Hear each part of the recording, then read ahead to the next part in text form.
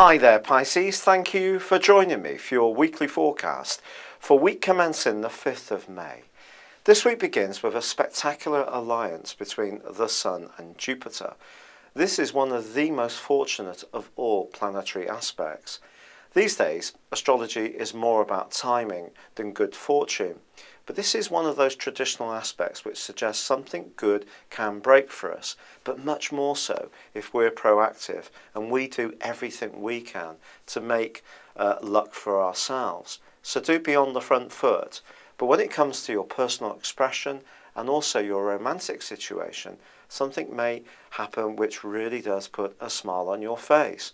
But ironically, the second half of the week does see a series of challenges. And these kind of begin from the quarter moon, which occurs on Tuesday. But this really just says, don't spread yourself too thinly this week. If you do, you could end up feeling quite stressed out by its end. It's going to be important to time your moves and to focus on the things that are really important. So do try to prioritize. Wednesday sees Mercury moving into an area where it is a little bit inward looking, and by the end of this week it is also going to be squaring up with your co-ruler of Neptune. So you may find yourself feeling a little bit unsure and doubting some of the things that have happened more positively in the earlier part of the week, but try to keep the faith.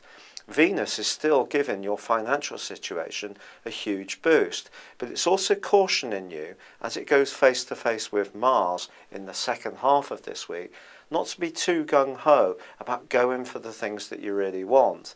A retail spree might lift your spirits in the short term, but if you end up with a distinct case of buyer's remorse, you may soon be regretting splashing the cash on trash. Also, you may find yourself feeling a lot more amorous in the second half of this week, but it's important to make sure that the subject of your or object of your desire is worthy of that energy that you could give it. In the second half of the week also, the Sun does start to go into an opposition with the strict Saturn. When it comes to contractual matters or travel or just discussions in general, your desire to shake up your world and make it more varied may run counter to somebody else's desire to keep it as it is, and that's because the status quo might suit them. On the other hand, it could be true in reverse. Perhaps someone else is trying to be more pioneering and it's you who'd rather stick with what you're more familiar with. And you could find yourself feeling a little bit drained as this week draws to a close. But overwhelmingly, I do think the Sun's angle with Jupiter will be the dominant influence. You just need to be conscious that there are these other undertones and influences there which do require us to be mindful about. But if you are positive, I do feel that something great can turn up.